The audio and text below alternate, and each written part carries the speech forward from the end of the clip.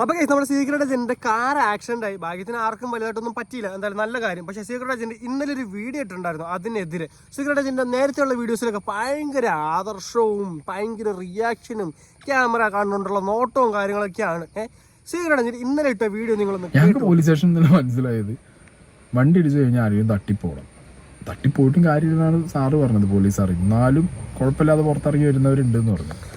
Anyway, അപ്പോൾ നമ്മുടെ secret agent big ബോസിന് പോയത് വന്നതിന് ശേഷം ഒരു നിലപാടില്ലാത്ത വ്യക്തിയാണെന്ന് നമുക്ക് എല്ലാവർക്കും തന്നെ മനസ്സിലായി. ഈ ആക്സിഡന്റ് ഉണ്ടായി, ഇപ്പോൾ അവിടെ പോലീസുകാർ കുറ്റക്കാർ, അവിടെ കൂടി നിന്ന് നാട്ടുകാർ കമ്മീഷൻ അടിക്കാൻ നോക്കി എന്ന് പറഞ്ഞ നാട്ടുകാർ കുറ്റക്കാർ, ചരക്കും കൊണ്ടുവന്ന ഈ വണ്ടിക്കാരെ കുറ്റക്കാർ, ഈ വണ്ടിക്കാരെ ഓണർ കുറ്റക്കാർ, എല്ലാവരും കുറ്റക്കാരാണ്. പക്ഷേ സീക്രട്ട് ഏജന്റ് കേസും കൊടുത്തില്ല. സീക്രട്ട് ഏജന്റ് ഈ വീഡിയോ ഇടുന്നതിനെക്കാട്ടി പകരം അത് കേസ് കൊടുത്തിട്ടാണ് ഈ വീഡിയോ ഇട്ടായിരുന്നെങ്കിൽ ആൾക്കാർ വിചാരിക്കും, സീക്രട്ട് ഏജന്റ് അത് കേസ് കൊടുത്തു, ഇനി ഇതേപോലെ ഒരു ആൾക്ക് പറ്റാതിരിക്കാൻ വേണ്ടിയിട്ട് കുറച്ചെങ്കിലും ഒരു റിയാക്ട് ചെയ്തു എന്ന് വിചാരിക്കാം.